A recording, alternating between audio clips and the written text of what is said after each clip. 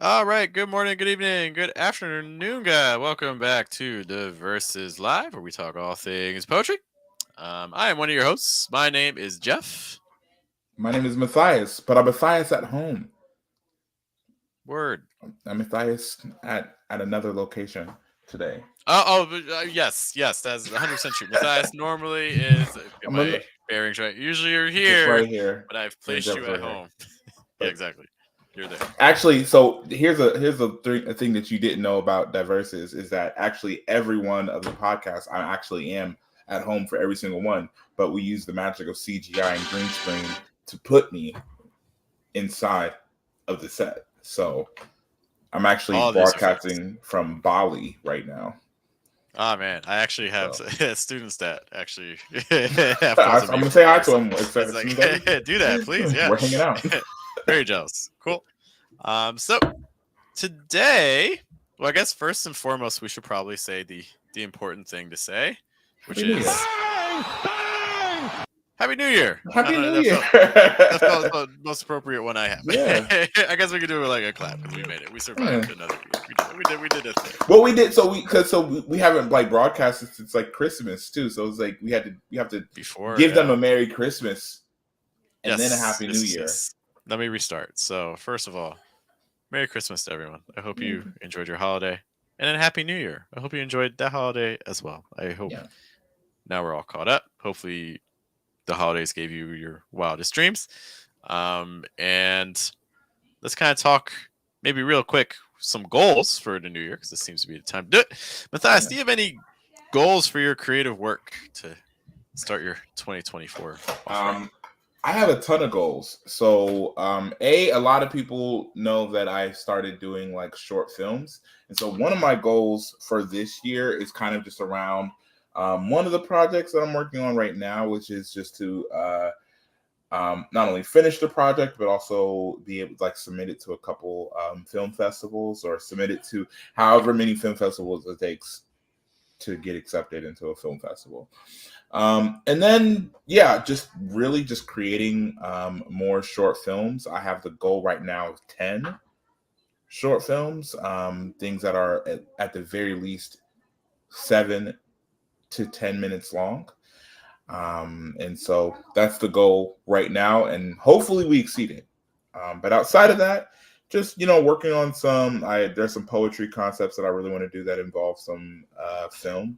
So that's going to be a pretty fun and exciting time. And yeah, that's pretty much it. How about you, man? What are your 2024 Kobe? It's the Kobe year. The 2024 goals. Yeah, most of them again kind of related to just the platform. So some things I'd like to do by the end of 2024, I would like us to be at a spot where we're earning. I'd like to be earning about $300 a month through poetry related projects and things like that.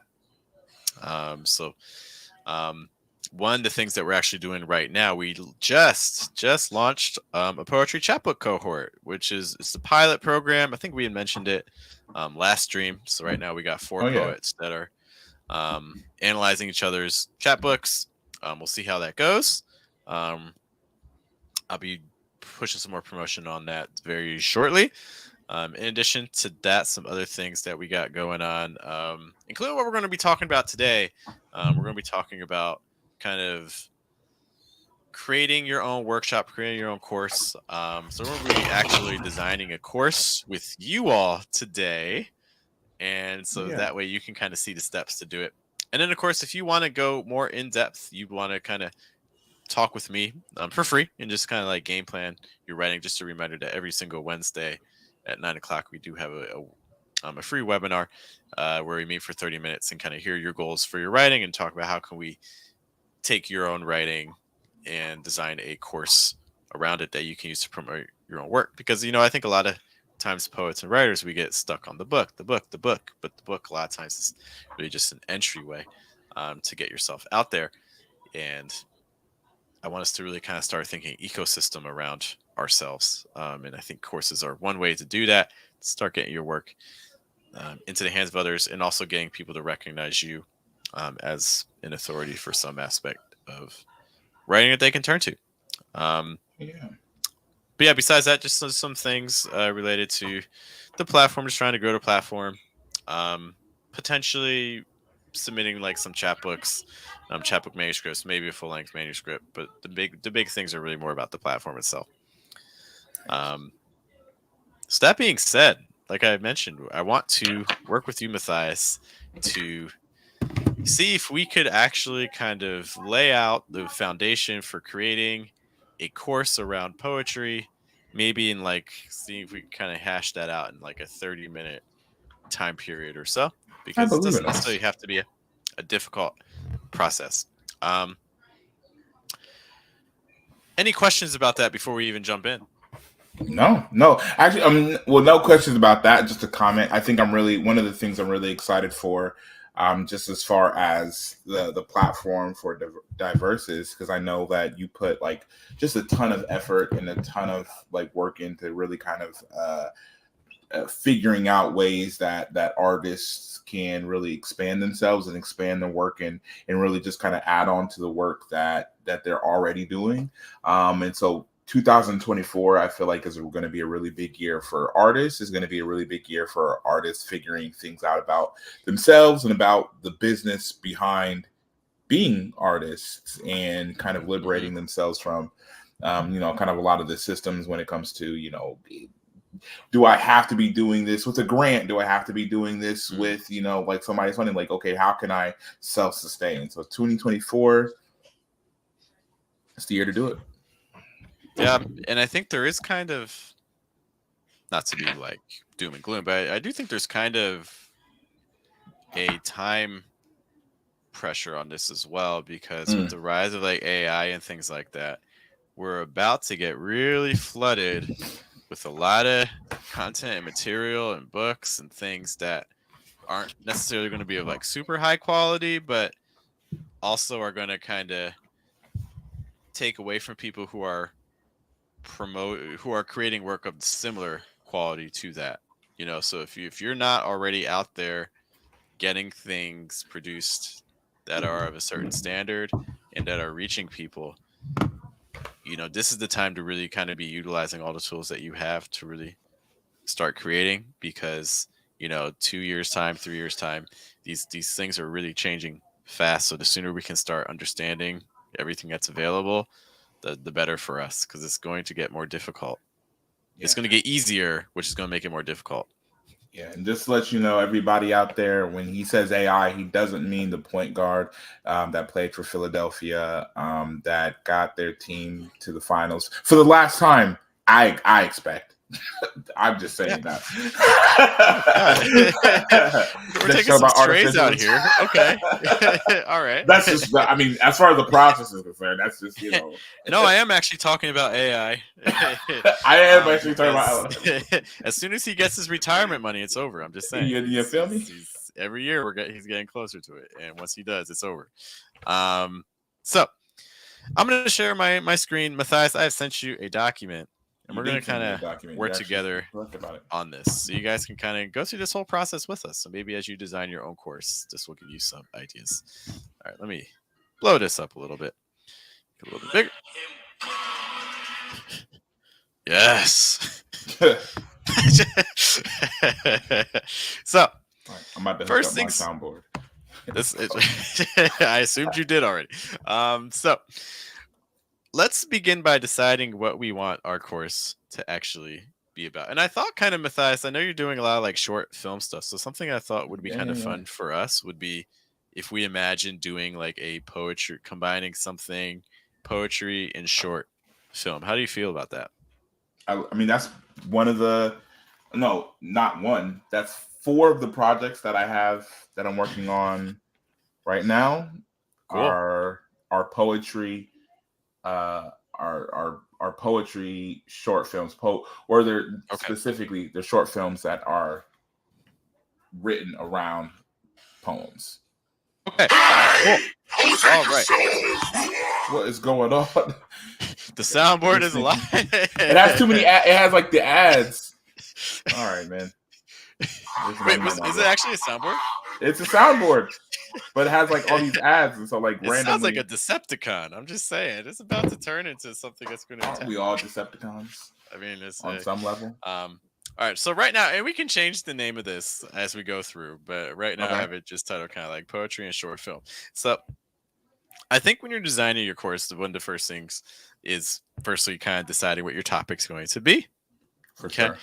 And as you're deciding your topic, one of the things you also want to be considering too is what's the goal, the outcome. So like if someone takes this class, they want to leave with something tangible, something that they didn't have before the course started. So if we were designing a course around poetry and short film, what do you think is a logical outcome that an attendee could expect to have? You want to, if I, whenever I'm thinking about a project, or if somebody hands me over their poem and they're saying they want me to storyboard it, the thing that the most basic thing that I'm trying to do is I'm trying to communicate the feeling behind the poem with visuals. So Okay. I'm trying to figure out the best way to, maybe not even necessarily the words, right? Because I think Mhm. sometimes the words of the poem are, I'm gonna say they're in the way. But I know we talk about it a lot because we talk about how you might not walk away with a specific line from a poem, but you're gonna walk away with a feeling, like how did this poem make you feel? And a lot of times the best poetry videos are the ones that are communicating the feeling, and then you're going to let the words kind of color in it. So yeah, how to communicate the feeling or the emotion behind your poem. Okay. So right now I have the goal as determine what visuals capture the emotion conveyed by a poem. Do you think that that is fair? Yeah, I think so. Okay. Um, I want to make sure whenever I'm thinking goals, I really want to make sure I'm trying to make it as concrete as possible. So I kind of some words here that I'd like to kind of hone in on a little bit. Um, Visuals. When we think visuals, what does that mean to you? I mean, it's kind of a compilation of things, specifically shots, like what specific shots communicate the poem, and they could be Mhm. things that are of a set. They could be things that they could be like what is encompassed by your set, what's encompassed by your subject.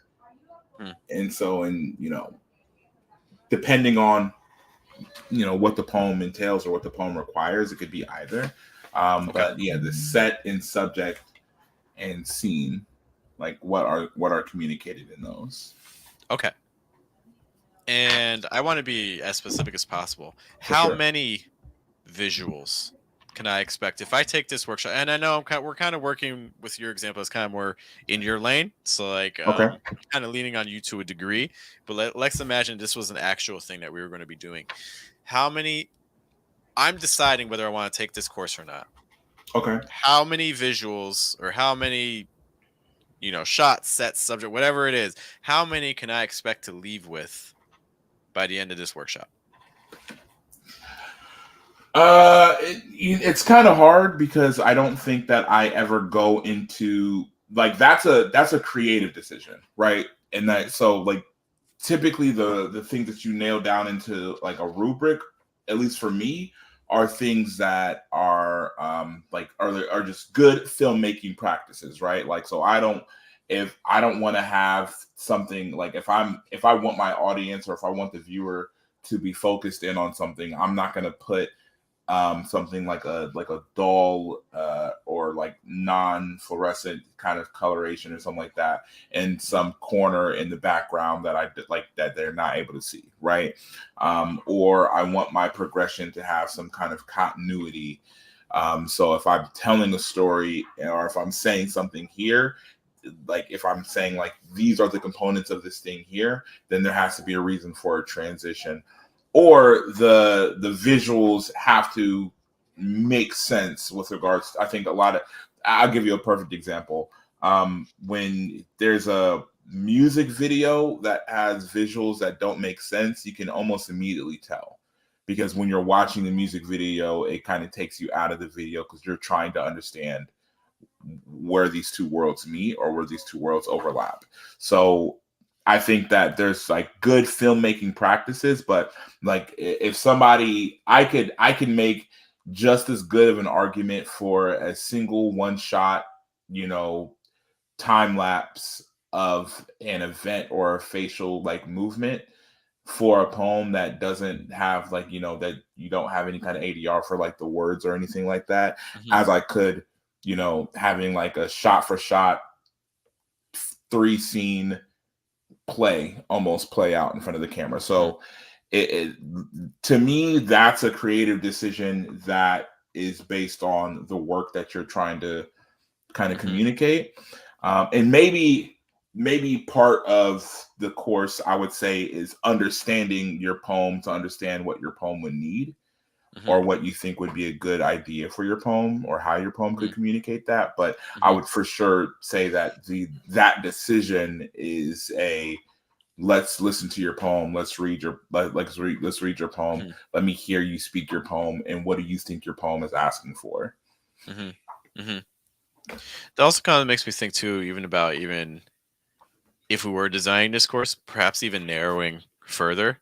So instead of like having the course be poetry and short film, like even doing something. I'm not saying we have to do this right now, Yeah. but even doing like poetry and creating a scene for a short film or something like that. So not even worrying necessarily Mm. about characters and things like that, but just focus, okay, this is the type of scene that we want to create visually in our short film, and kind of like the ambiance and the items we may need in the background, things like that. Um, could be something to consider.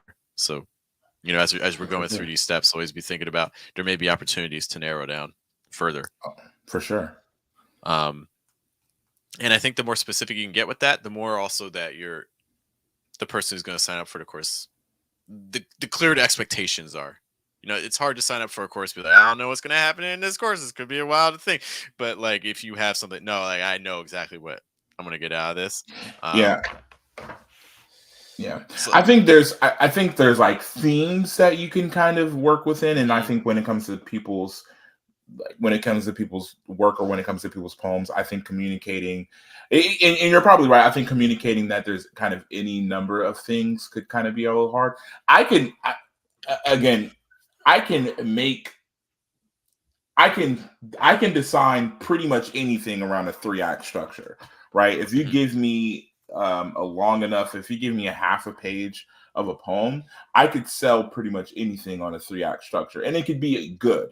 Now, whether or not the best presentation of that is a 3 act structure is, you know, that's kind of more up in the air. But you can't, I think most things can be communicated in with 3 different set designs flowing into each other. I think I mean, even, 2 kind of mhm, limits you, because I think either 1 or 3, because like 3 kind of gives you a sense of finality, and 1 gives you a mhm, sense of like this like unidimensional space where you're only working in this space. 2 mhm, just gives like mhm, duality, which is not, it doesn't feel like a completion. mhm. You know what I'm saying? That's it. So, and again, we're for those of you just joining us, what we're doing is we're talking about how do you take your poetry and design a course around it. So we're just going through an example, but you can kind of go through the same steps on your own. Right now, what we're considering is we're taking. Imagine we're designing a course called Poetry in Short Film. I think what you just said there, Matthias, is really interesting. What if the course was something like poetry, like what if what if it was called Poems in 3 acts, and then the goal Mm, was creating how to turn one poem into a 3 act short film. there we go. How do you feel about that? I like that, because I think that it makes, I think it makes a form around what somebody's already planning on doing most of the time, which is trying to figure out how many different, you know, scenes. Because again, 3 is actually fairly limiting to what a lot of people want to put onto their work. Like 3 is a good amount. Like if you have more scenes than 3 scenes for the short film, you probably have a fairly okay budget.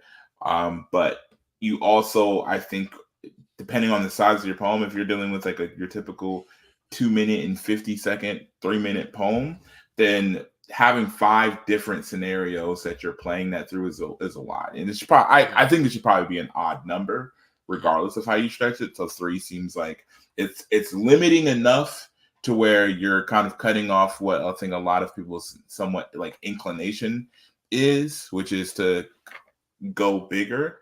And you're also expanding it out a little bit more so that you're not just included. You don't just have like a mocked up one shot in that regard. So yeah, this almost feels to me like it would be to me, this feels like it would be a workshop that wouldn't just be like a half hour or an hour. This feels like something that might be a little kind of involved. And feel free to stamp this. Like to me, this sounds like almost like it could be like a 2-day like workshop. You know, like this could be like a weekend, like a little like almost like seminar or something like that, where people are spending like certain amounts of like if this were like a 2 or 3 day workshop, you know, that would give you time to do okay. Or like imagine you spread this out over like 3 weekends.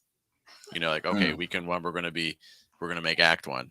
Weekend 2 we're gonna do act 2, or weekend 3 we're gonna do act 3, or like something like that. You know, which I think if you're thinking about courses, I think that's a nice way to do it because creating a bucket, creating something that you can make multiple things that are part of a series, I think is a helpful strategy. Where again, one of the words I mentioned earlier is your ecosystem. You know, so if you're able to think of a course that can also work in conjunction with other courses, I think that could go well. Yeah. But okay, so our goal is we're going to turn a poem into a 3-act short film, right? For sure. Okay, so there's some considerations that we want to consider for this. So one thing I just mentioned is time. How long do you think it would take for someone to be able to achieve this goal? Not necessarily like to like an amazing necessarily standard, but at least to have enough like backbone to be like, okay, now I feel comfortable trying this on my own and things like that. How long do you think it would take? It kind of depends on the level. I honestly I would go from kind of the most rudimentary level that pretty much everybody has access to. Like how long would it take you to create this on your iPhone? Right. When you get home. I agree. Right.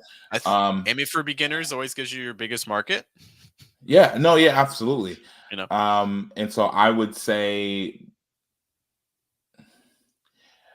and like not only iPhone, but I would also try to use what is iMovie, since it's if you have an iPhone, like you can kind of like just use iMovie. And then I would probably say that that's a like how when you say how long like would it take, like how long would it take for them to go from not knowing anything about short film making to knowing how to do a short film, make a short film, or how to storyboard it? Your course in total. So how long do you expect how long do you expect this course to take? Someone signs up for this, they're like, okay, I need to block out this time on my schedule. How much time do I need to block out? I think we could do, if we did 3 courses, if we did 3 classes at an hour and 45 minutes each, I think it could knock it out.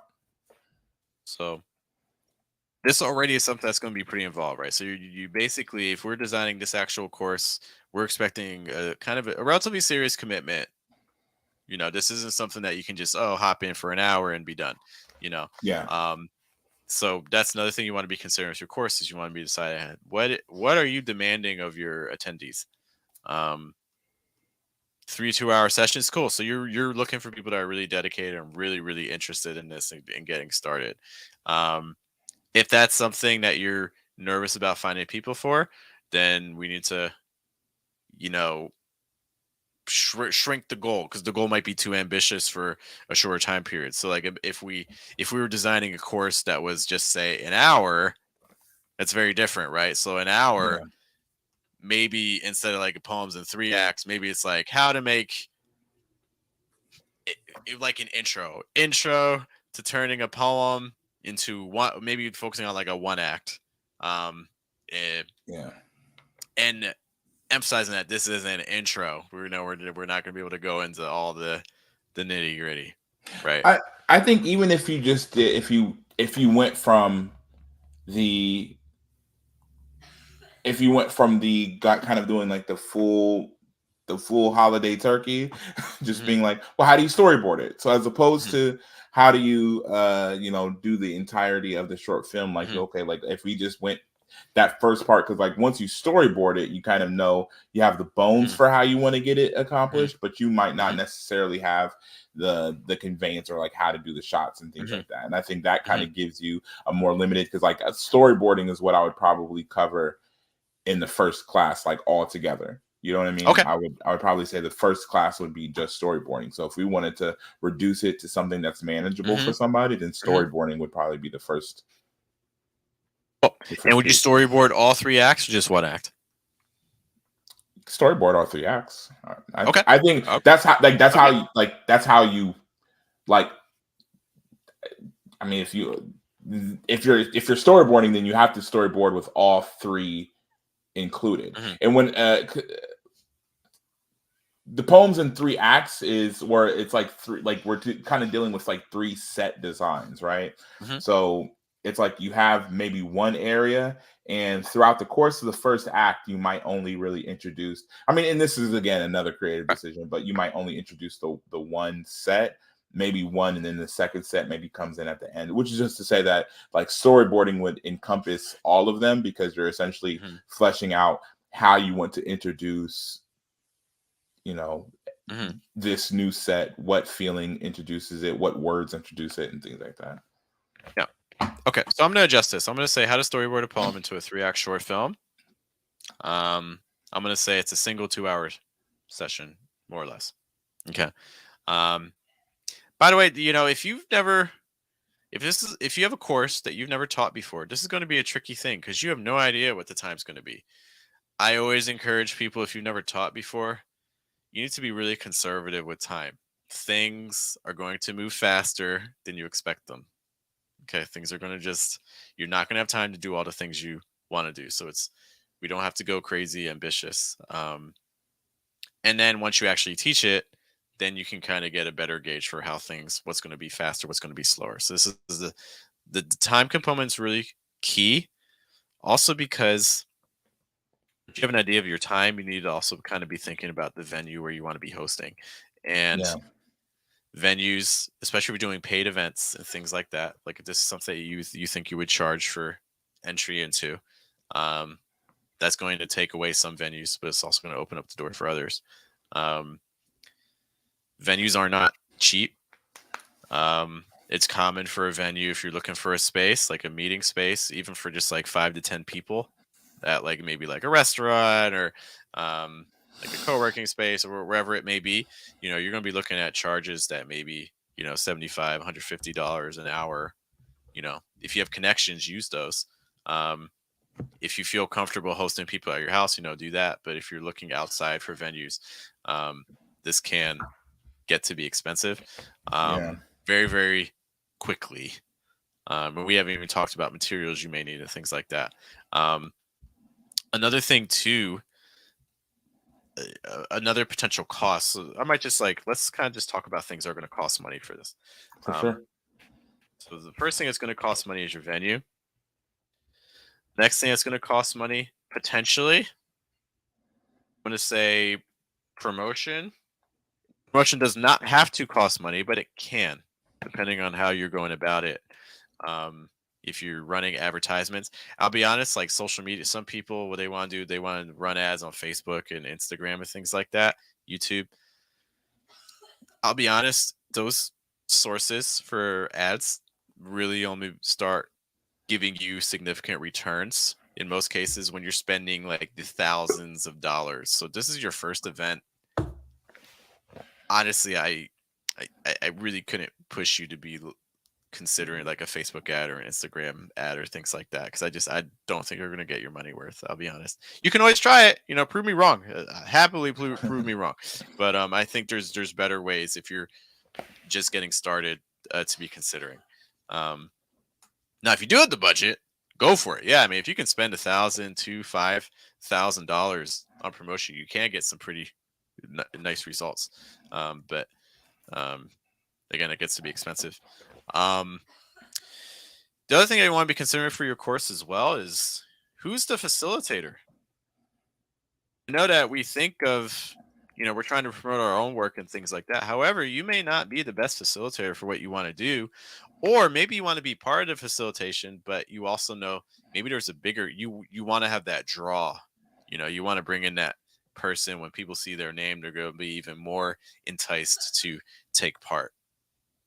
Cool. Yeah. That person's going to cost money, especially because this is your course. If you're doing like a recording of it or things like that, so it's going to be living in kind of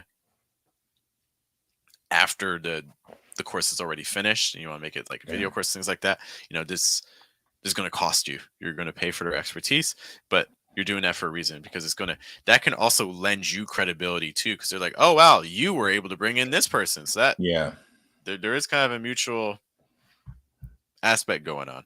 Because you're kind of doing a thing where like you're sharing platforms, and so a lot of times it's like you're pulling in the people that are going to be more inclined, or going to be somewhat inclined to want to either be interested in what you're doing right now, or maybe interested in what you're doing in the future. So yeah, bringing in somebody else as a facilitator, or just in general that you can promote as being connected to our part of this event, it has a lot of different benefits. I would say maybe there's some drawbacks somewhere in there, but some of the like really clear benefits are, naturally you have this content where you can, consistently be kind of advertising somewhat to their audience. And then, now you have this, just like you said, this added kind of credibility. Yeah. I mean, it's a real thing. People see who you're able to connect with. Connections are really important. If you're doing it yourself, obviously it's going to be cheaper. The other thing too, because they're for facilitators, they don't necessarily have to be there for the entire thing. You may only bring them in for like a 15-minute, 20-minute section. It doesn't necessarily mean they have to do the whole thing. But just another point to consider. I would say in terms of cost, these are probably going to be your heaviest ones. You do also want to consider the materials you need. Okay. For instance, in terms of poetry, most of the courses I do are more related to just my teaching business, but we've done poetry workshops before. For instance, we had Quatrain, where basically I brought in speakers, including Matthias. We had to pay speaker fees, we had to pay venue fees, material fees. Fortunately, I already had most of the materials. We had recordings, I already had the cameras, I already had the microphones. We didn't really need a whole lot of materials beyond that. If you are considering recording, which I strongly do recommend, is you want to make sure that you have cameras, mics, things like that. If you're doing this, I strongly recommend getting it on video, because then you can use that to promote the course later when you make it a video course, and also kind of show people just what you're doing. This is great things that you could be posting on, for instance, like social media and things like that, to be pushing yourself.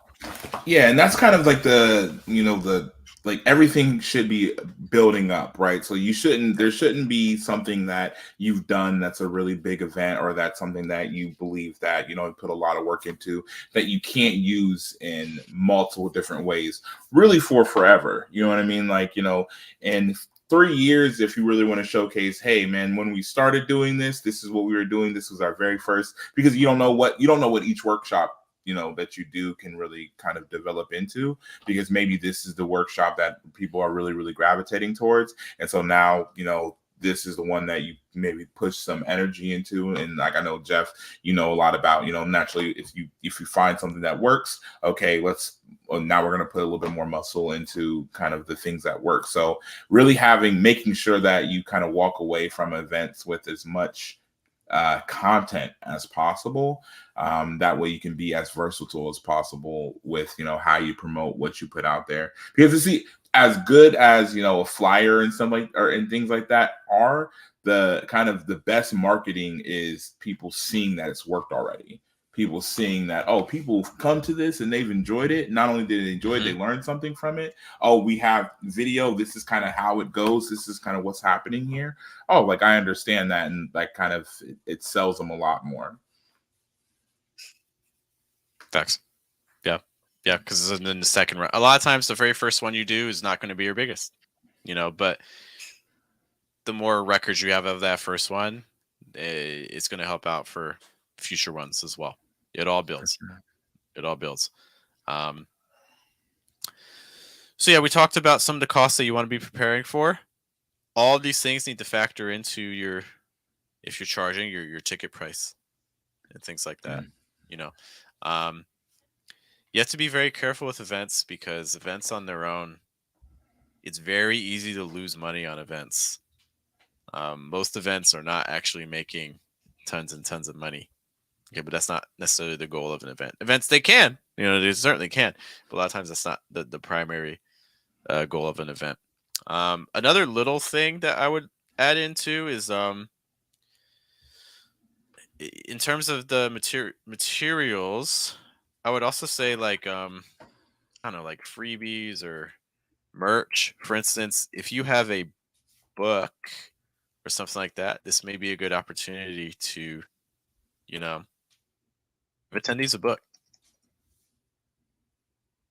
Even if it's a small collection, you have a chapbook, give them the chapbook. Just something like that. Just gets your own work into the hands of other people. Even if the workshop itself isn't, centered around your book.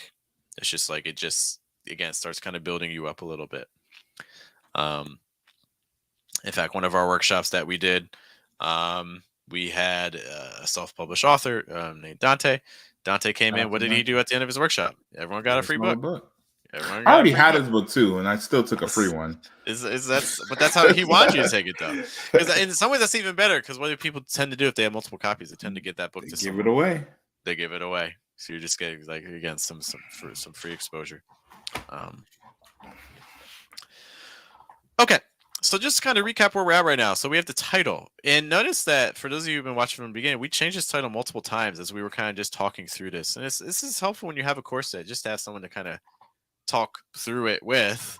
You can certainly do this on their own, but it's helpful to kind of talk through things. Our goal also changed. Originally we were talking about, we're going to make a short film. Now we, after several iterations, now we're down to how to storyboard a poem into a 3-act, which made it into a more manageable time frame. Okay. I think to get started, it's helpful to have a 1 day, something that can be done in a single day. And then once you get the hang of that, then you can build it into more. We talked about costs. So you're going to be paying for the venue, promotion, facilitator, materials. If you don't have anything for recording, you want to be looking into that. You may even need to hire some of that out. And then some freebies and merch that people are also walking away with. A lot of times people are also creating things like workbooks or things like that.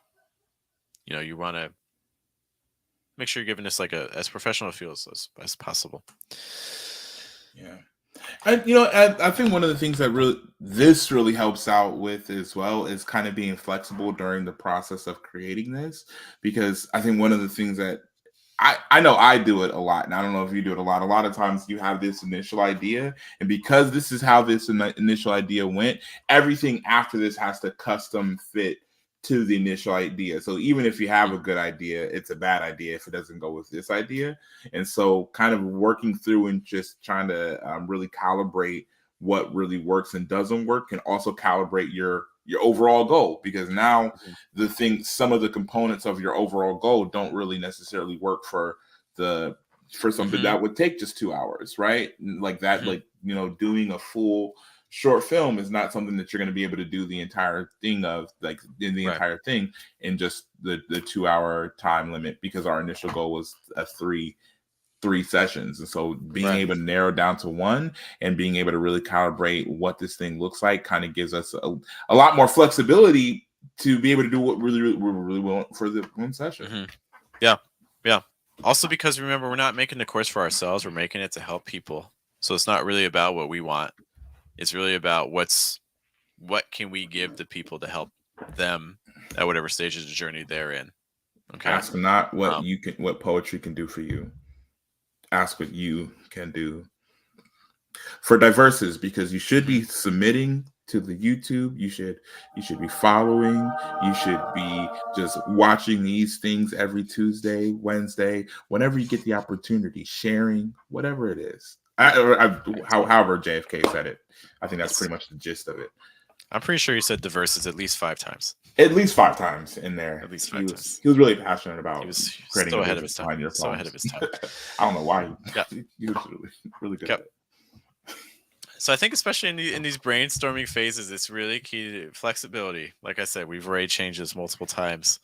And so once you have all this down, I would say the next step in a lot of ways is we need to start gauging interest.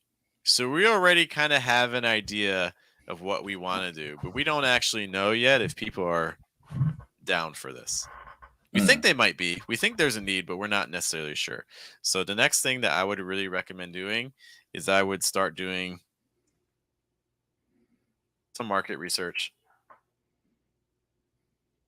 How do we conduct the market research? There's a couple different ways you can do it.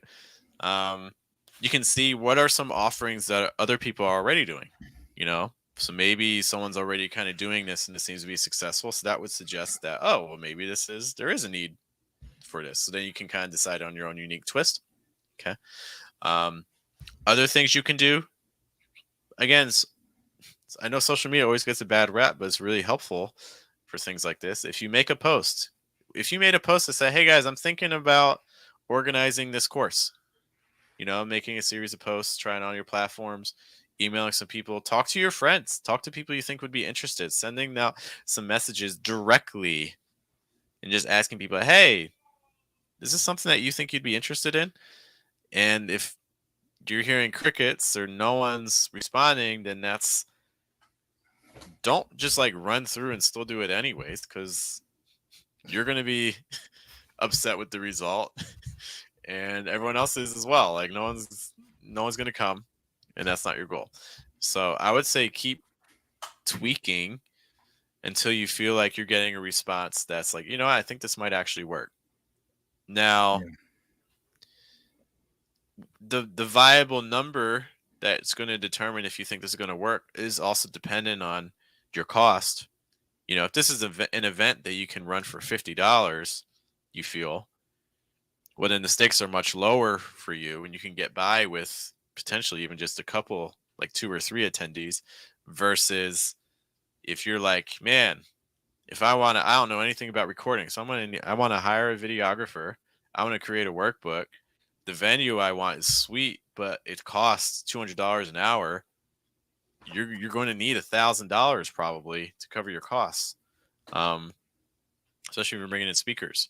Okay. To give an example, I ran a poetry residency. I did it at a loss. I knew it was going to be a loss, but that's fine because the goal.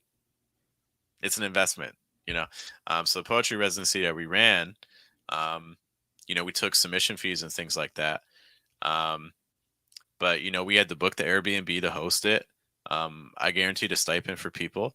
The venue where we did the reading, fortunately, to Tim from Throwaway, shout out to Tim. Greatly appreciate you, sir. It's very open to the things that we do for the poetry scene. So we let us use the venue for free, but all the other costs and things like that, that's $500. We were able to recoup some of that. But I went in expecting that to be a loss. And there's ways I could have done it so that way it would have been less, but for the experience I wanted for where we are right now, I was like, I'll eat it myself. I think it's worth it. You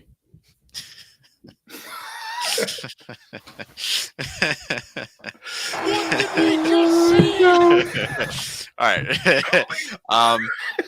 So you need to kind of decide, the market research phase is going to be really, really important for you. I've talked a lot. Matthias, yeah, jump in. Oh, no. I was just thinking about the kind of the thought of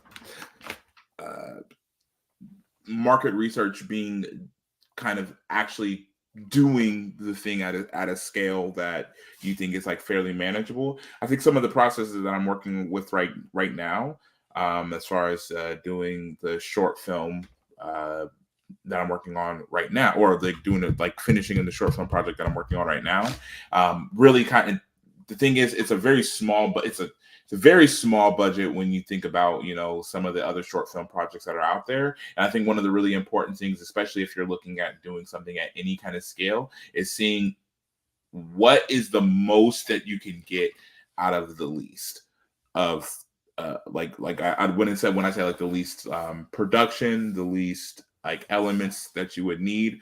What is the most rudimentary version of your equipment that you can have that will give you a solid enough quality to get a product? Because a Mhm. lot of times what we're looking at is we're looking at what our ideal circumstances are to create our event or to create our, you know, our movie, to do this. And I'm just like, man, y'all have no idea how far away from the ideal circumstances a lot of your favorite creators had to start in order to build up to those. You know what I Mhm. mean? And so Mhm. really just think about, you know, again, a lot of I'm actually helping somebody who's trying to get into short film right now. And one of the things that she was kind of tussling with is this idea that she was just like, she needed like a $5,000 budget to get everything started for what she wanted to do. And I was just like, well, I mean, that's a way to go. That's a way to think about it, maybe.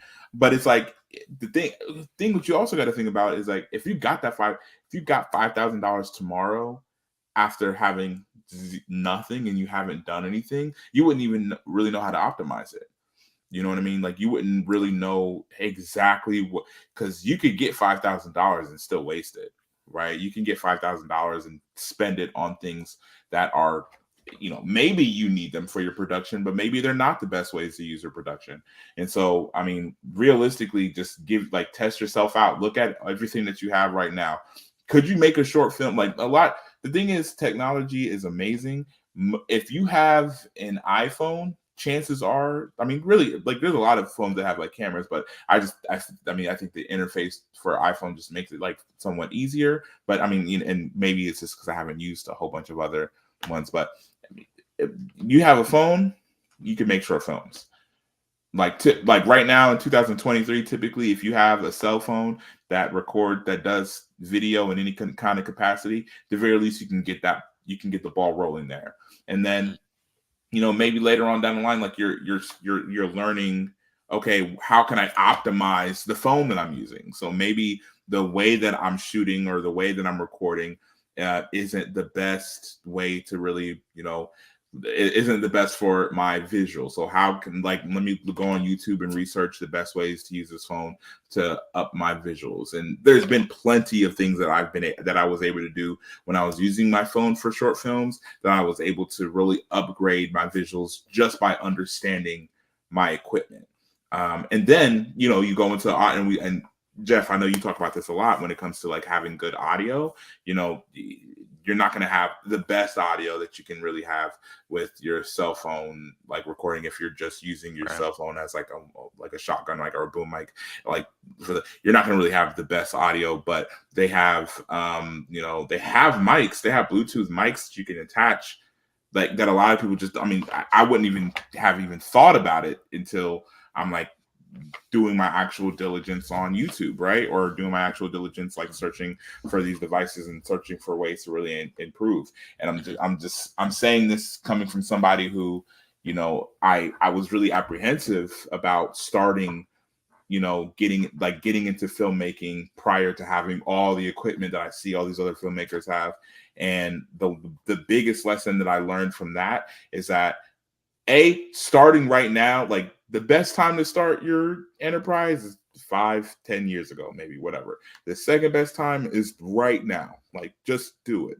Mhm. And whatever equipment that you have right now, try to do the best that you can with that equipment. And then I would only really work on upgrading things incrementally. I wouldn't, like, you know, Mhm. let's say you're working with your phone camera right now, then okay, maybe now you go up to just like a camcorder, or maybe you do go up to a somewhat nice camera. Like I wouldn't necessarily do a high price camera. I might do something that's kind of mid grade, something that I can learn fairly quickly, but also something that's gonna up the quality of my picture or whatever I'm doing. But yeah, people focus way too much on getting the best equipment as opposed to optimizing what they have. And that's, I mean, the best thing that you can do. I know, I mean, when we did Quatrain, when we would like when you've done when you did the residency, when you did like really like even like presentations like this, I mean, you're always upgrading your equipment and you're always figuring out, okay, this is a problem that I need a solution to, and I can't find the solution with Mhm, the equipment that I have. So now is when I get new equipment. mhm, mhm. All true. All true. Yeah, Seth Godin, marketer, talks a lot about spec. And it's like, when you're making something or when companies are making something, they're not necessarily going for, highest quality of all time. A lot of times they're going for spec, and spec isn't a bad thing. It just means it's meeting expectations, and meeting expectations isn't a bad thing. It's doing what it needs to be, and it does the job. You know, Yeah. um, so contenting yourself with that. Um, Once you've done your market research and you're like, I think this is viable. I think this is something worth pursuing. Um, Now you got to start estimating how many people are actually going to turn up to this thing. Because the market research may suggest something's going to work, but that still doesn't guarantee it's going to work. So we need to start getting an idea of how many people can we actually expect to have. And you might be like, but yeah, how am I going to even know how many people are going to come? How do I predict that? You know, um, you can't. It's hard to get an exact number, but there are some strategies. I want to talk about some promotion strategies that we've done in the past that have worked really well for us that may work for you too. So one strategy that we've done, I'm going to talk about um, our poetry residency. So I'm going to talk about like predicting. Let's go call this predicting attendance, and then kind of talk about um, what this is. Okay, so in our notes, what I just wrote down, I wrote down after you've done your market research, you can now start predicting attendance. So one of the ways that I started predicting attendance, for instance, for the residency. So a couple of things. Firstly, I put out feelers about the residency to gauge interest. The second thing I did was I created a website, a landing page where people would go to.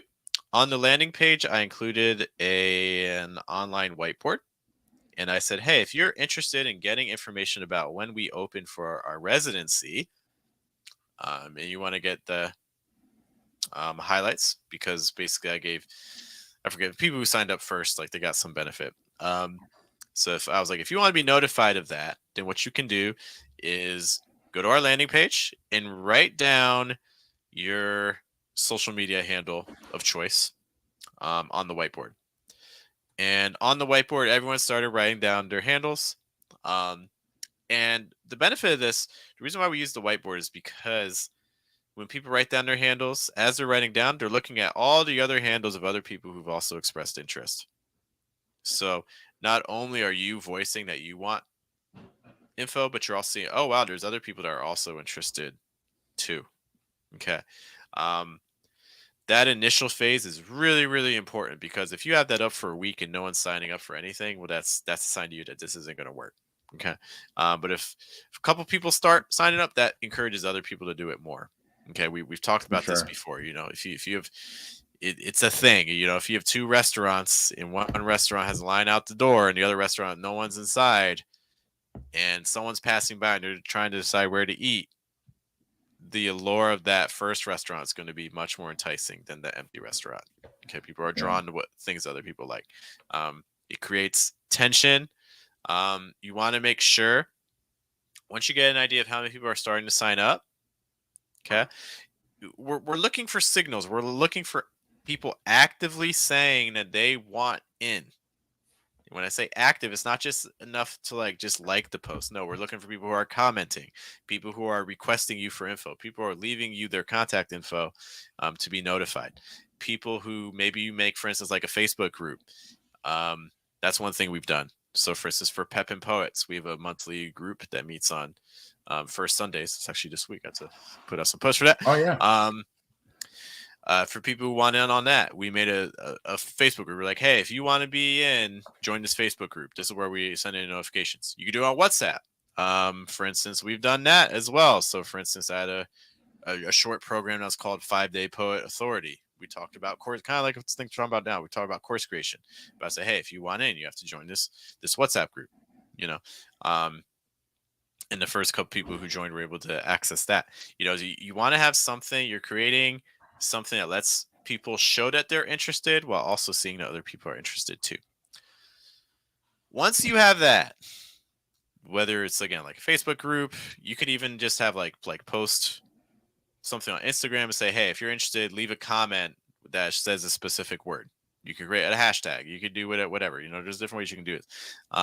Once you have an idea of people that are saying this, the general guideline you want to think is that the number of seats you have is generally going to be equal to 5 times is basically going to be 1/5, I should say. 1/5 of people expressing interest. It's usually 1/5 to 1/10. You tend to go conservative because you don't want to be disappointed. You want to be like, oh man, I'm going to plan for 100 seats and then 5 people show up. It's going to put you in a horrible situation. Guarantee you. Yeah. Okay. So this is something that's going to be a lot more predictable. Now I think one of the things that we ran an open mic, which we're going to be getting back to soon. But there's also like other open mics that I've been a part of. And this is also something we thought we think about even when I'm thinking about Seventh Draft. We used to have it at $2 Radio headquarters. Our first Seventh Draft that we had at $2 Radio headquarters was huge. It was like kind of standing room only. And I think one of the things that we were able to capitalize on is just, kind of we were at another venue before. And so kind of coming into this venue kind of gave us the kind of like through that pathway to be able to kind of have a kind of a larger audience. And then we had kind of like a 2-month, not hiatus, but I think it was like during the holidays. So when we came back, we kind of put out there that we were going to be coming back, and we kind of planned for kind of the same kind of same audience. And this is also kind of when it goes in, like, we could also kind of talk about, maintaining interest even when you're out of season, you know what I mean? Kind of making sure that the ball's rolling, because I don't think that was something that we necessarily did incredibly well. But again, yeah. So we kind of put out there when we're getting ready to start our season back up that, hey, we're gonna be back. We're gonna be at 2 Hour Radio. You know what I'm saying? Who's all coming? And we were like super excited to have it kind of like, but we kind of did the opposite, which is kind of the problem, right? So we only like 10, 15 people kind of like we're on Instagram. We were doing like both Instagram and Facebook. And they were just like, yeah, we can't wait for Seventh Drafts. And so we essentially planned for like 50 people coming. Oh, wow. And I think like 20 people came, which is, it kind of just, and again, it was, that's fine. But it's just to say that I think that one of the things that you want to kind of think about is the optics for the people that are there even, right? Because so it would feel way different if 5 or 10 people came and you have a layout that looks like you're supposed to have 50 people. So now those 5 people are like, man, they might have enjoyed this, but man, where is everybody? But I'm like, if you plan accordingly, if you plan for the size of the people that are going to be there, or you've kind of used this algorithm to plan for it not like it shows, okay, this is done with a purpose, because it's like I'm kind of with these people, and these are all the people that came, and I'm not in this huge space. I'm in this venue that's kind of built for this group of people, so it's kind of done with some intention. It is better for you to have too little space than way too much. So like, for instance, it's okay to turn people away. That's okay. I know we don't like it, but it's actually okay. It works because that lets people know that what you're doing is something that people are finding value in. Yeah. And people are like, oh, wow, I don't want to miss out next time, because last time I tried to go here, I couldn't even get through the door. People love exclusivity, man. They love the idea that, man, because I mean, even think about for the people that made it in. Now they're like, man, I responded quick enough and in just enough Yeah. time to be able to get in on this thing. And then now they're even thinking, well, if I want to do this again, the next time it's around, I got to keep my eyes peeled. I got to be there. So yeah. it kind of works. It works on both ends. It works on for the people that made it and for the people that missed it.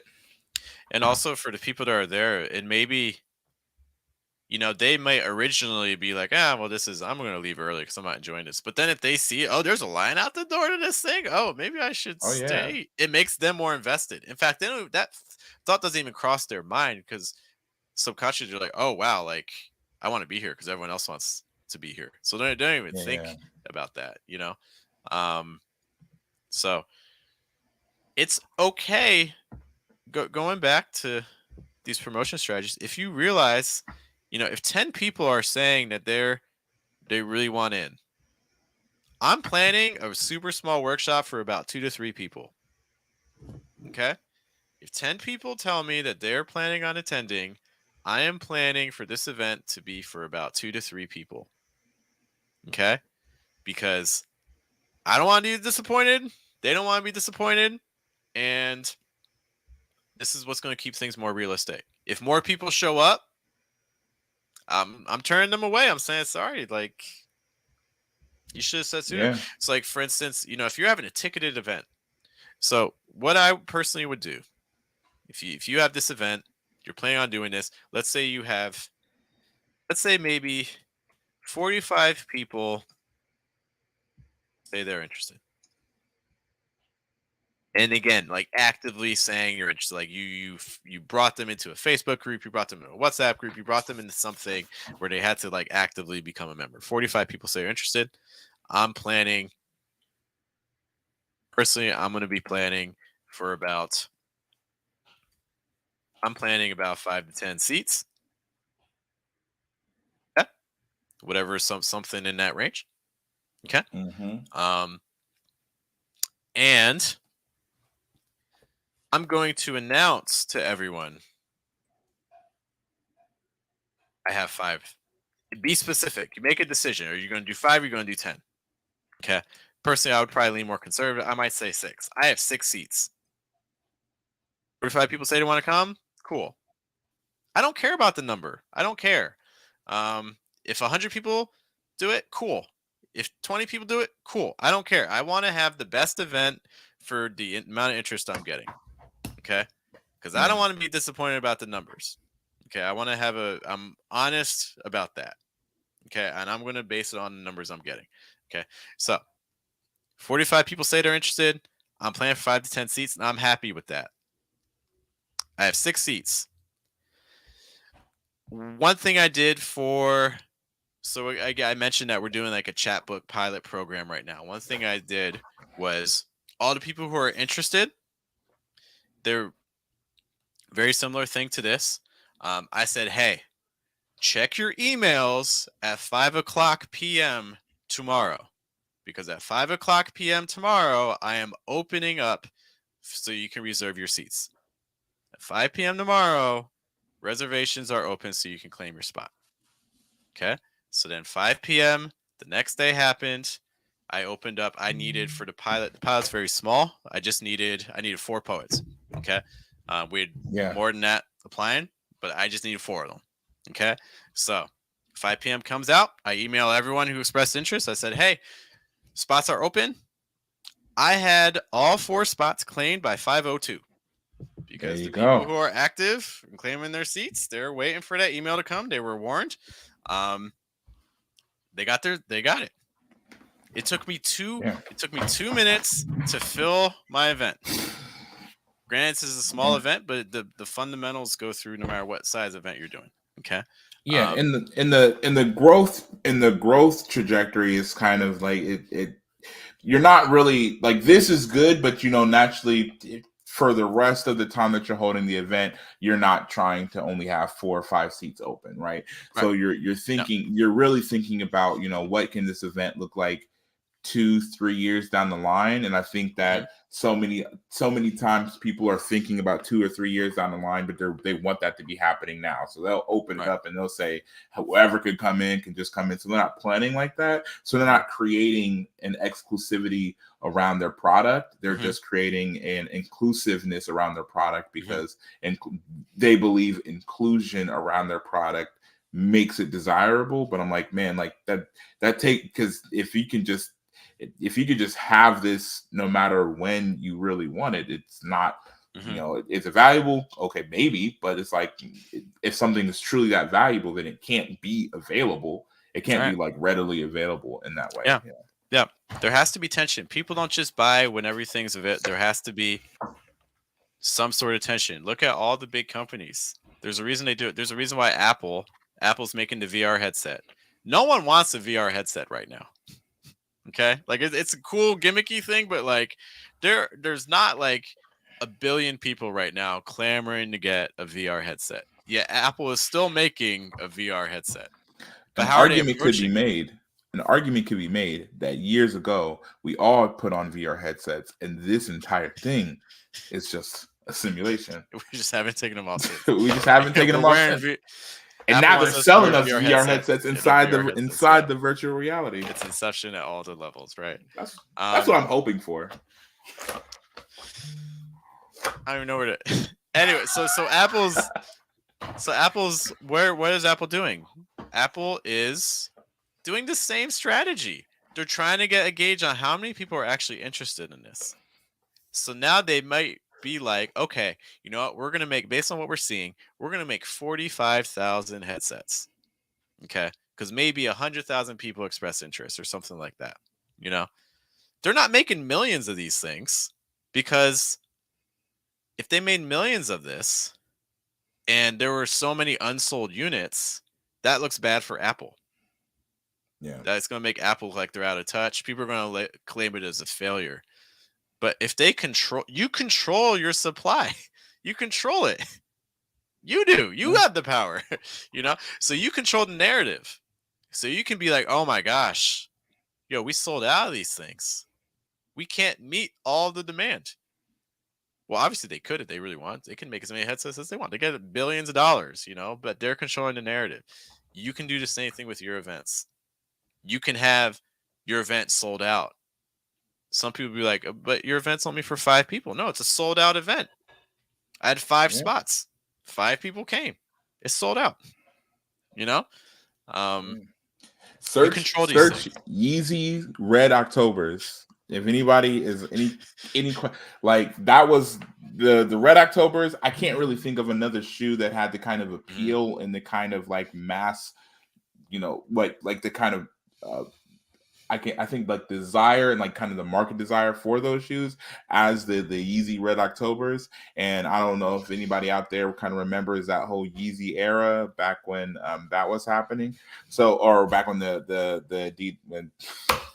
when Nike and Kanye were still friends. but yeah, no, that was I think that's a really good example of, well, again, and I think it was counter what Kanye wanted, right? But the thing that they understood is that, okay, if we just have these things readily available, then the cost is like, we can't sell them for as much because people can just go anywhere and get them, right? But if they only have so many in production and they only made so many and then they only release so many, then it's like you have these people lined up for blocks and blocks to get these shoes because they're like, well, I have to be one of the people. Once the supply is out, I have to be one of the people that have it, because now that I'm one of the people that have it, it's like it's a status symbol, you know. It's like I'm one of the few chosen. And now when in a year or two, when they decide, okay, we're gonna open the floodgates to everybody getting them, now it's like everybody, because not only did you spend this time, you know, wanting them and didn't get them, now you spent however long not having them and seeing other people that have them. So again, you're kind of creating these interest dynamics with your product. Yeah. And in fact, let's say you're creating this workshop or things like that, and let's say that in your group, like I said, 45 people said they're interested. You're going to tell people you have 6 seats. You claim the 6 seats. The 6 seats get filled. Yeah. Someone has to drop out. Or even better, let's say this is a paid event. People are paying $20 to attend. They really want to attend. Okay. You take the people that are attending and you said, hey guys, you know what? I have other people that also really, really want these seats. I'll pay someone $30 to give up their seat. And then what you can do is you can tell all the people who are interested, hey guys, I have 1 seat left that just opened up. But to join it, you have to pay, $40 or something like that. So there's all kinds of different price dynamics that can kind of start happening. Or for instance, like if someone drops out, if like someone says they can attend and then, oh, no, I can't. Okay, fine. This seat opened up, but if you want it, this is what you have to do. We were sold out last week. This opening just came up. So people see that it was sold out, and now they're like, oh man, like people are going to claim this really fast. Let me jump on that. You know what I mean? You don't want to manipulate. You don't want to make up data. You don't want to just like be planning for that. People are going to know if you're scheming them. Yeah. But if you're being honest, to be like, hey, we legit someone dropped out or this situation happened. The demand for your events already been demonstrated. So, that's another opportunity that could be there for your event. Okay. For sure. So yeah, those are just things that you want to be considering. You should never be surprised by attendance. Or let me rephrase. You should never be like negatively surprised by attendance. Positive surprises, I'm okay with, but I don't want you to be running an event and get disappointed. Because there's ways you could have predicted this. This is avoidable. Okay. And I think kind of taking yourself away from the mindset of trying to plan for volume and trying to just accurately plan based on what like the work that you've done and really creating that demand, just like you said. Because I think a lot of event organizers are planning for volume because their thought is right now like whatever maybe monetary goal that they can hit with the thing that's happening right now. But I'm like, yeah, like really like this is actual strategy as opposed to just shooting in the dark volume based advertising. Yeah. Once all this is done, and by the way, these strategies we're talking about designing your own poetry course, but this can also apply, for instance, like to book launches and things like that. You're trying to decide how many copies of your book you need and things like that. All of these things kind of apply when we're talking about predictions. Or for instance, let's say you're even just thinking about writing a book and you're just trying to be like, I'm trying to get, are people even interested in this book? You can go through these same sort of strategies before you decide if you're even going to make the book. And then if you're like, oh, enough people are interested in this, cool, I'm going to actually make this book. Okay. But anyways, taking this back to events. Once you're at this stage, once you have an idea what your attendance is going to be, this is when I think it's really good time to actually start kind of planning your lesson. Okay. I would really, if you've never taught before, I strongly, strongly, strongly recommend kind of making a general script. It may even be helpful to script like how you're going to greet people, what are you going to say the first 5 minutes. It's like script, for instance, like your greeting. And if you've done this before, if you taught before, if you've led workshops and things like that before, I think scripting may not be as necessary, but you want to script your greeting. You want to get a general idea of your explanations for concepts. Now, it's a class. Classes are organic. Things are going to happen you can't prepare for. That's going to happen. Okay, but you want to try to prepare for as many things as you can. How are you going to explain the things? Okay, that's why we want to talk about a topic that you're interested in and that you know some things about. Matthias does short film. He knows about 3 acts. He knows about act creation and things like that. So that's why our kind of mock class we're making right now is geared around poetry and short film. You need to pick a topic that you have some knowledge of. Okay, you don't have to be an expert necessarily, but you need to have some general knowledge that you're going to be teaching people about. Yeah, it may be helpful to write them about. Yeah.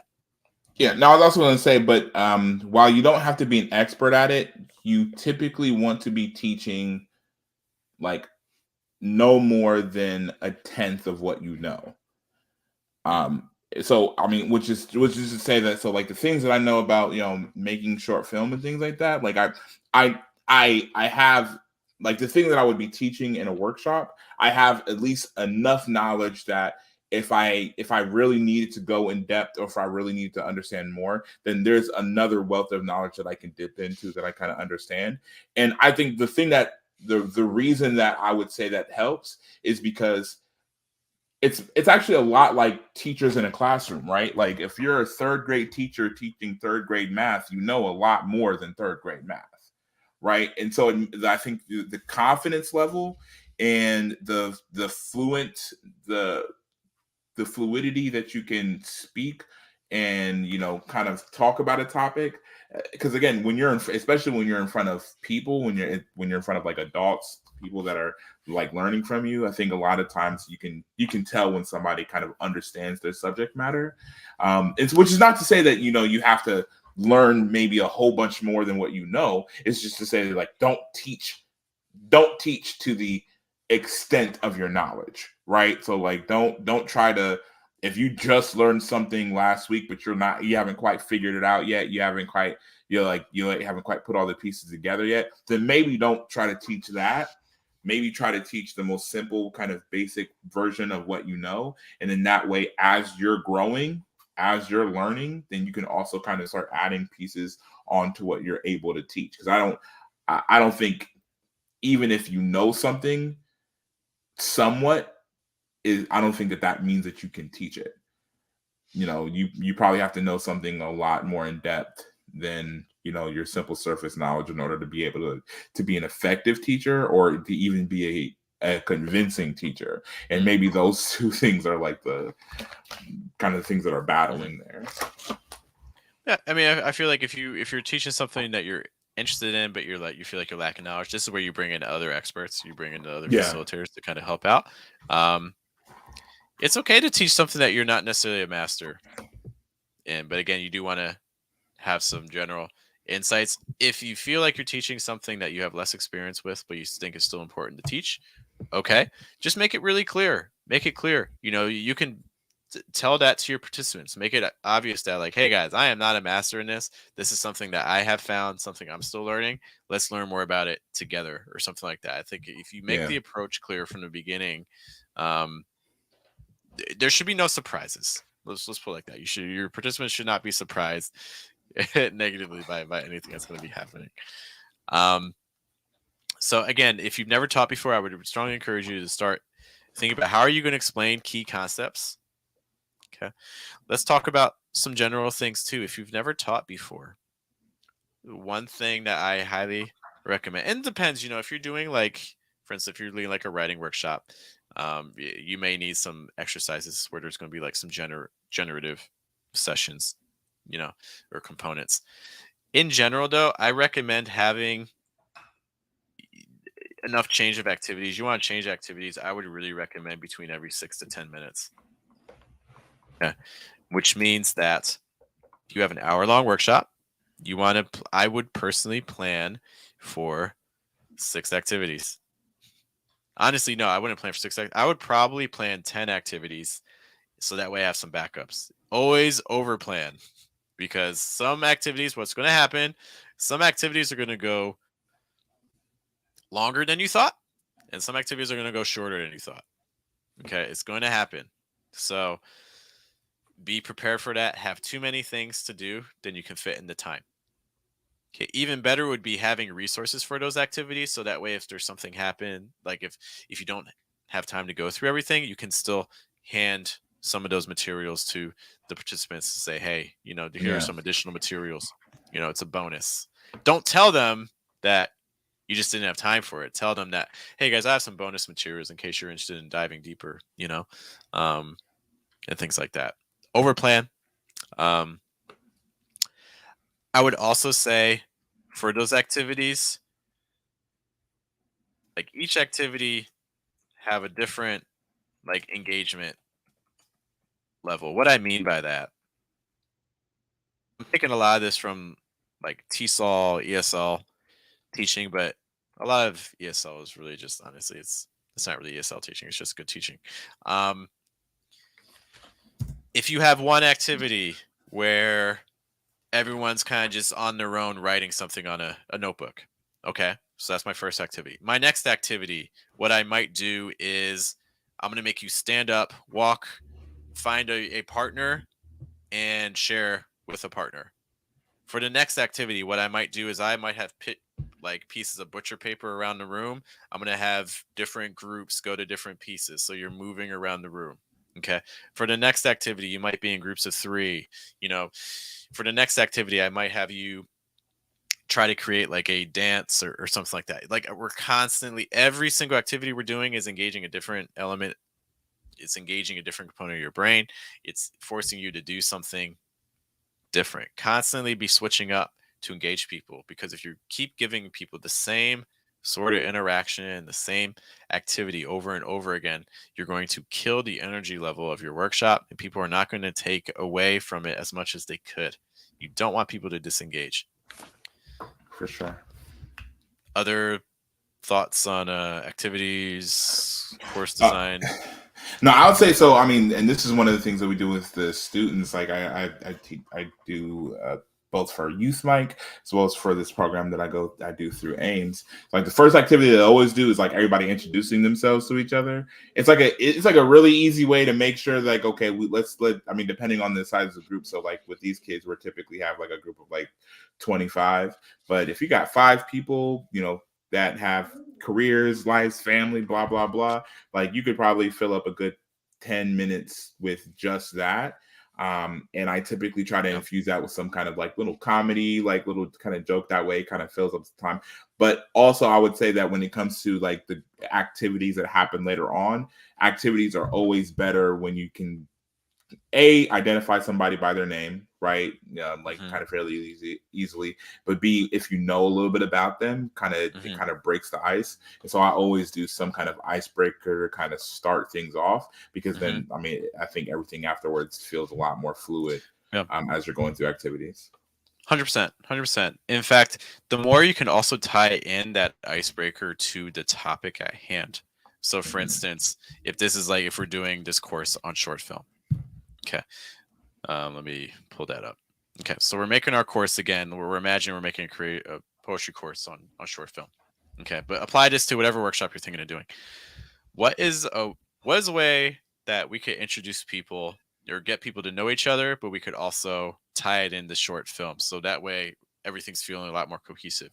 You know, even just giving people a chance to describe a film project that they want to do, or maybe they read you a poem. They introduce themselves and they read you a poem, so that way you get an idea what their work is like, or something like that. Okay. Another strategy too, when you go to whole group, to kind of again build on that relationship, instead of having people introduce themselves, have them introduce someone else. So that way it also takes away sometimes the pressure, because sometimes people don't know how to introduce themselves, don't know what to say about themselves. But instead it's like, oh well, I just talked to this one person, this is their name. It kind of cements them in their head, so at least they know one person in the workshop, and talking about them. So that's just another strategy.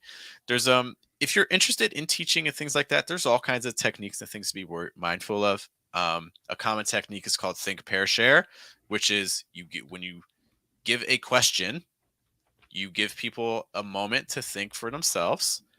Then you pair them up so that way they can discuss their thought processes with a partner in a safer setting, because for some people it can be intimidating to talk in front of a whole group.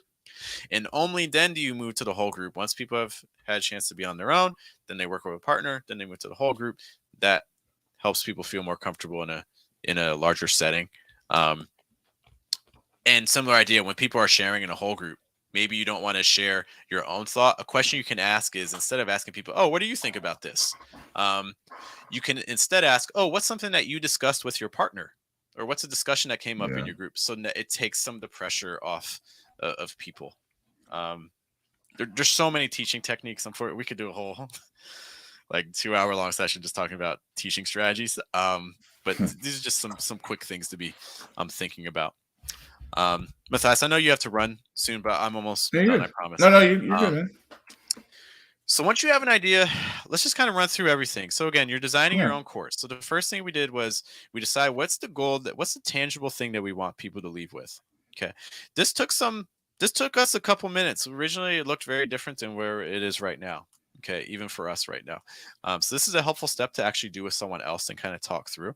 A reminder that again on Wednesdays we have a webinar that's free that you can register for. And feel free to kind of reach out to me if you have questions about that, where we do kind of a lot of these steps with you. So that way you have a stronger idea. We kind of just talk through it and game plan with you. Or I guess I do. And once we had our goal in mind, we also kind of changed our title. So we settled on, for the course we're brainstorming right now, we're going to help people make a poem into a 3-act short film. So we're going to focus on storyboarding. So when people leave our workshop, after they leave our 2-hour session, they're going to have a storyboard for a 3-act poem or a 3-act film based on a poem. Right. Okay. It might not be like the greatest thing in the world, but they're going to have 3. That's the guarantee we're giving them. Okay. Once we did that, we wanted to start getting some estimates. We had to decide how long it's going to be. We want to start getting an idea how much is this actually going to cost. We want to do some market research to decide, are people actually even interested in what we're going to offer? Once we have the market research, we can start pushing forward to get an idea of how many people can we actually estimate to attend. And we're going to aim a little bit conservative. Once that happens, and you start having an idea of how many people are actually going to be there, and if you missed that part, you can go earlier in the stream. We talked all about that. You can start actually doing your lesson plan, start preparing everything that you need. You want to reach out to your venue. Okay. So maybe earlier you contacted the venue to get an idea what the cost is going to be. Now you reach out again and be like, all right, let's book a date. Let's set everything. For promotional purposes, what I really recommend is I would say, hey, the further out you can book it, the better, because that gives you more time to promote. Yeah. Okay. I would say a minimum. Like if I have a new idea for an event I want to do, I'm probably at least the minimum I'm looking at is about 2 months before I actually run it. You can go risky and do a month, but that's not a whole lot of time. I think 2 months is probably the minimum I would be looking at. And then once that's done, it's kind of just wait until the day. It's not actually that hard to run an event. Like bare bones, it's deciding what you want to do, getting an idea how many people are going to attend, talking to the venue, and getting your materials ready. That's pretty much what it all kind of boils down to. It doesn't have to take that long. There's events we've run where honestly I had everything kind of set up in about 30 minutes. But if it's more in depth, something that's completely new, then yeah, it's going to take some time to prepare. Final thoughts on anything here? I don't know. I think kind of the big thought that I would kind of take away from this, and I mean, I know it's not everybody's takeaway, but the big thought that I kind of take away from it is just this idea of kind of building up your knowledge base for how to kind of approach your work or how to kind of approach what you want to put out there into the world. Like, you know, if you're trying to put together an event or a class or a seminar or anything like that, and just kind of really working from the ground up and not working from the ideal setup down, because again, the ideal setup is probably not going to be the first incarnation of your project. Actually, I can almost guarantee it won't be. The ideal setup probably happens pretty far down the line, but you kind of have to do these processes first. 100%. The other reason why I think this is really important, courses, we get hyper focused, I think, as writers on the book, when in reality it's the thing that really pushes you isn't necessarily the book. It's about the things that that branch off from the book. Right. Because once you have the book out, people don't just talk about the book. People want to book you for speaking engagements. They want to book you for readings, you know, and all these other things. The books open up the opportunities. The workshops, the more you can start building up your ecosystem, this is how you start building up your authority. So if there's one aspect, to give an example, so we focused today on like poetry and short film. We made a course for Matthias pretty much. Matthias could run with this and actually turn it into something if you want. And I think it would turn out pretty well. But let's say you're doing something else. Like, think about your own writing. Maybe you have never done a course before, but you look at your work and you're like, you know what? I write a lot of free verse. So I'm going to make a workshop about free verse. Maybe you want to be more specific. Maybe you want to focus on line breaks and free verse poetry. Okay. I would say when you're thinking about your topic, try to think of something that you're comfortable kind of becoming the person known for that. So, for instance, if Matthias made this short film course, what he's doing is he's starting to become the expert or the name for, oh, when I think of poetry and short film, I think of Matthias. Okay. Kind of like what are we doing with our platform? We're focused on trying to think of ways to turn poetry into business and business opportunities. So when I think of poetry and business opportunities, I would think of the verses. Okay. And in fact, people have already contacted us on Threads with that very thing in mind. That's kind of the angle we're going in. But you could be the free verse guy. Like, oh yeah, you're the free verse dude. Or for instance, you could be the haiku person. We talked with the Poetry Pete. She does haiku.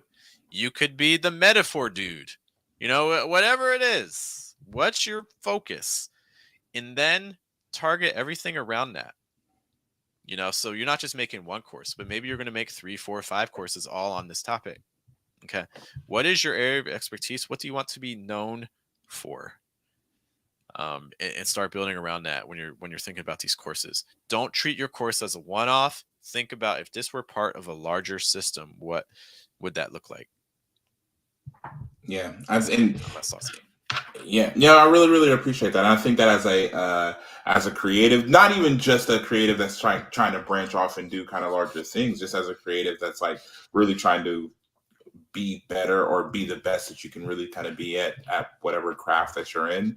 Just the idea of really diving into your niche, really kind of steering into it, is again, there's some aspects of it that you maybe don't, not like, there's some aspects of it that depending on the time or whatever that you have, you could kind of go the other way. But I think that typically the idea of you just really hyper focusing, or at least like focusing a little bit harder on the things that are really interconnected with what you're doing right now or what you're doing well right now, because you're going to find an entire world connected to that. You'd be surprised.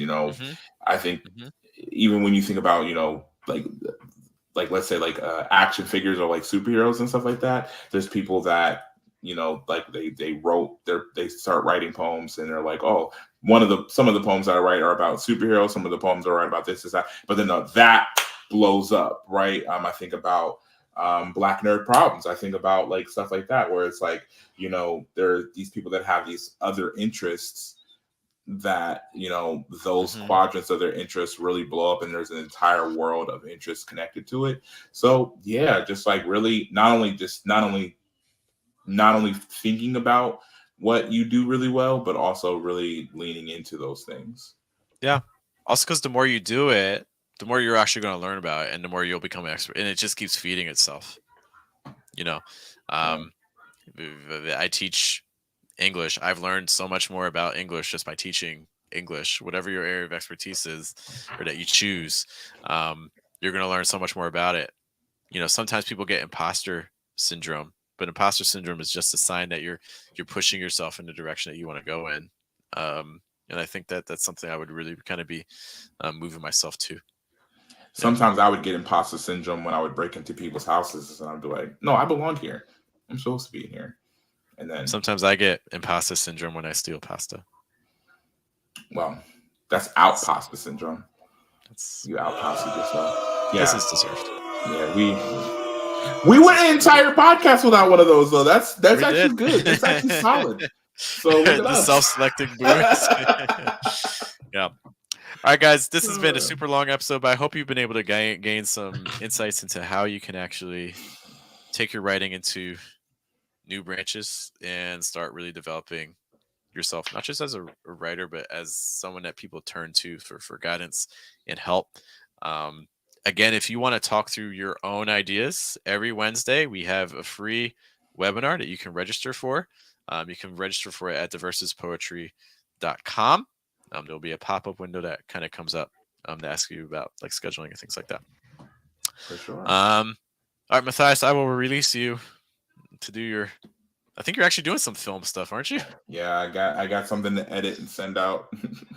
Gotcha. By tomorrow afternoon, which really means I got to do it tonight because I'm going to be working all day tomorrow. So got you. Okay. Got to do it tonight. But yeah. Well, happy Some editing. more I know that's stuff fun. coming up, Okay. Yeah. We're excited. All right, man. I'll let you go.